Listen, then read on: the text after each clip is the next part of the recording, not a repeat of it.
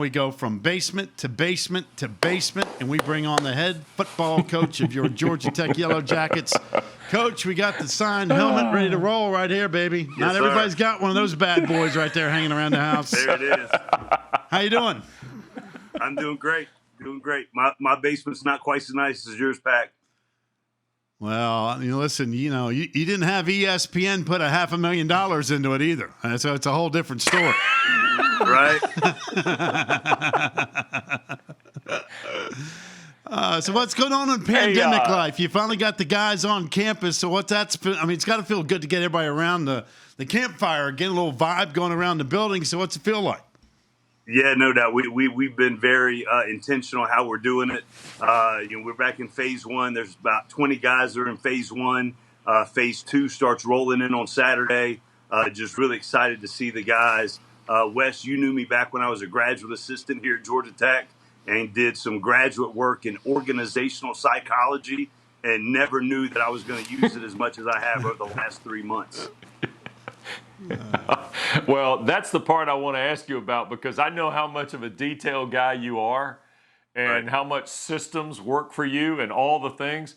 And full disclosure, we had Lou Carolla on, a week or so ago, and he was talking about getting guys into a strength program and understanding the mechanics and all this. I want to know how the head coaches handled all of this because there's a lot going on here. I mean, there's the spring recruiting, there's tape evaluation, there is kind of where are you? You've got this recruiting class I know you're excited about, and you bring 19 starters back. So how do you level this off, Jeff?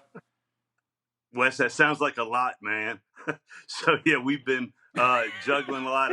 I'm blessed that I've got an unbelievable coaching staff, from our strength staff to operations to our full-time coaches that have done a great job engaging and inspiring our team during this time. And it's constant communication. I think the steps that we've taken in building our culture, the relationships, the love, the trust that we have in the organization has really helped us, I dare say, flourish over the last 3 months. And it's just going to be really good to see them back together again here over the next few weeks.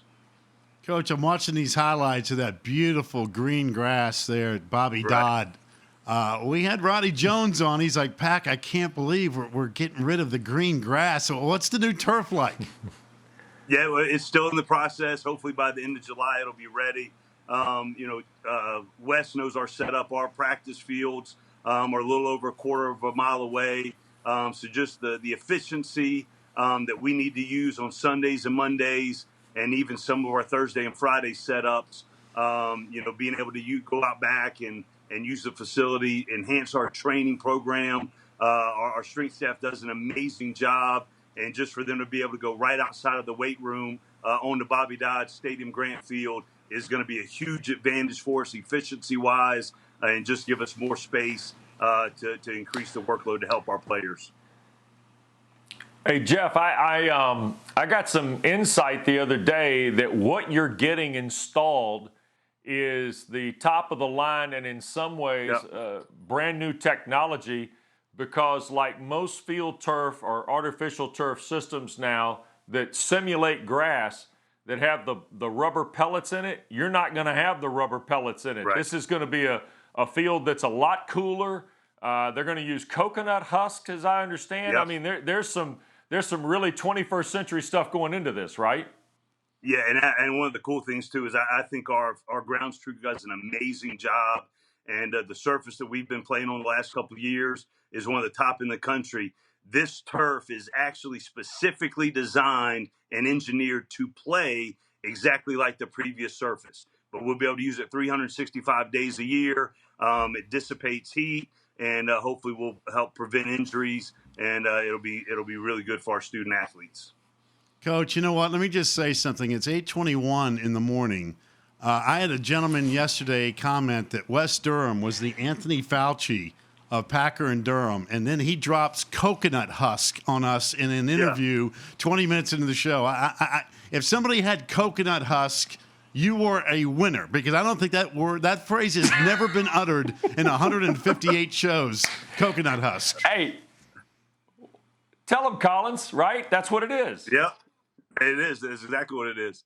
And it's going to be really good. We're excited about it as a coaching staff and excited for our players to be back. And once it's finished, to be out there in this the new phases that we're going to be going through beginning on July 2nd, where we can do walkthroughs and those kind of things. We'll be able to do them right out on Grant Field and Bobby Dodd Stadium. I'm going to just say one thing, Coach.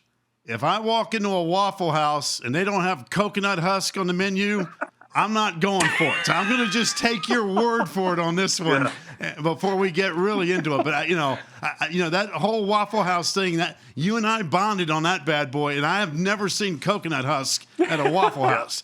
Custom mug. I don't know if y'all can see it. Yeah, one of our players' moms got me this mug. So 404 takeover. I love it. Yeah, love it. So it's That's all good. I like it. I love it. Hey, I want to do a compare and contrast here for a moment. A year ago, when you opened against Clemson at Frank Howard Field in Death Valley, there was a possibility you could play 4 different guys at quarterback. When you open against Clemson this year on September 3rd, is there a possibility you're going to play 4 different guys at quarterback? Yeah, Wes, we never tip our hand around here. One of the neat things, though, too, about the development of the quarterback position, Dave Patnode, who does a great job for us running our offense and coaching our quarterbacks, has been able to spend so much time with those guys in Zoom meetings, teaching them the offense, teaching them coverage, really going down for 3 months, every single little phase of being an elite quarterback in our system. And I think the development of that position in the midst of a pandemic is going to be through the roof. We're excited about them. We had 6 practices. Both freshmen that we signed were here in January, so they got to get a head start. And just really excited. Obviously, James Graham played really well down the stretch.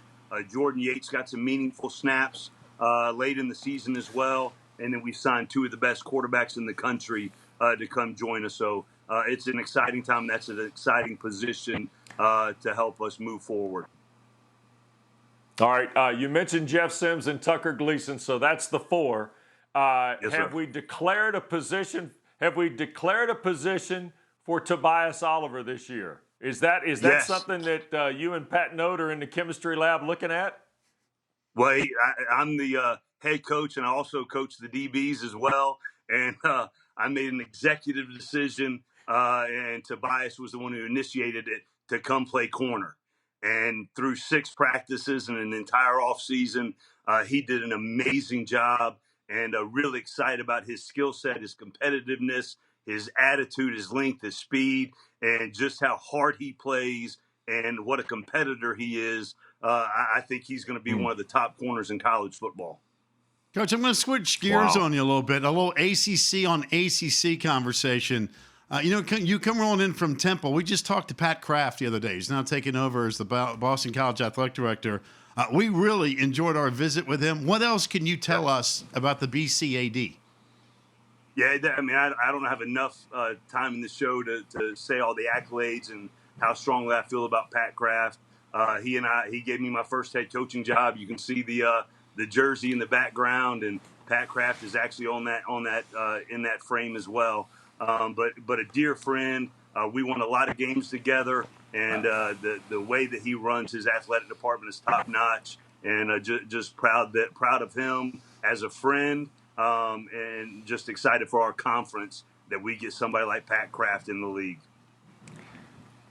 Jeff, it's also interesting too, and you kind of started this along with some ADs, and now we've got Jeff Hafley and Mike Norvell in the league.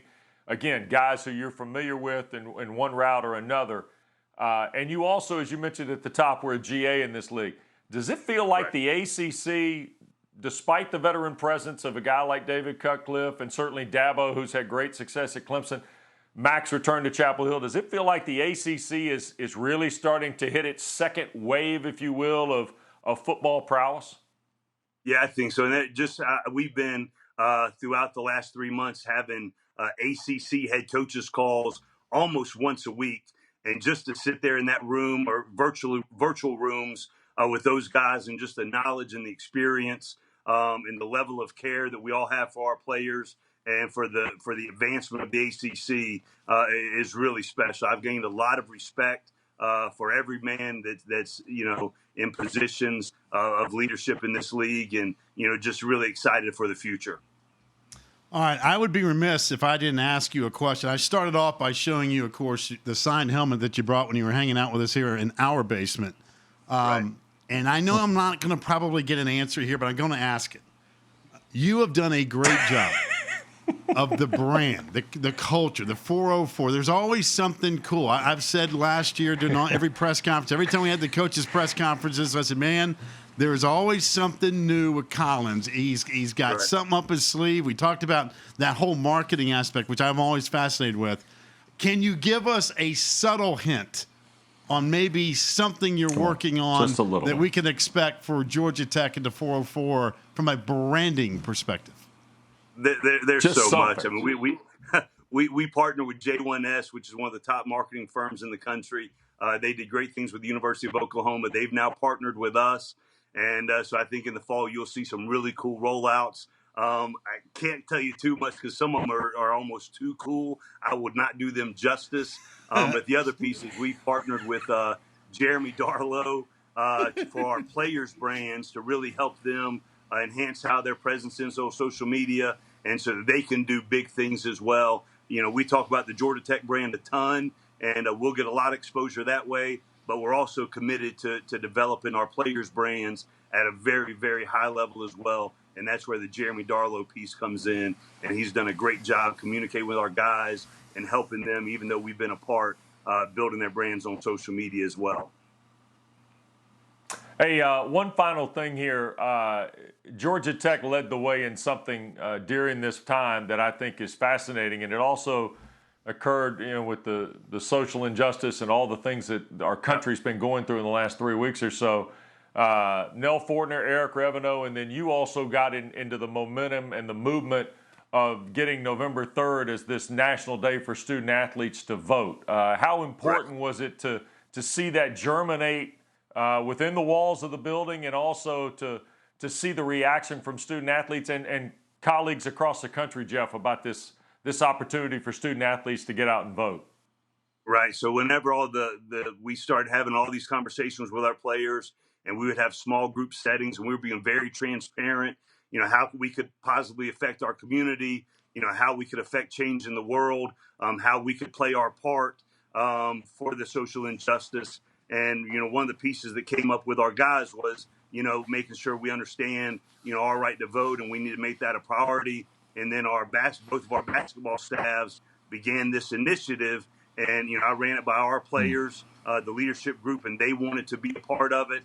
So I reached out to Todd Stansberry that we want to be an active member, that we want to give our players the day off on November 2nd to vote, and we wanted to be fully supportive and fully engaged, obviously in our student athletes and the Georgia Tech athletic community. And I think it's even grown. I see the tweets and the social media posts about other schools and other conferences joining in, and it's really, really positive to be at a school and to be around people that have the same common set of values that you do.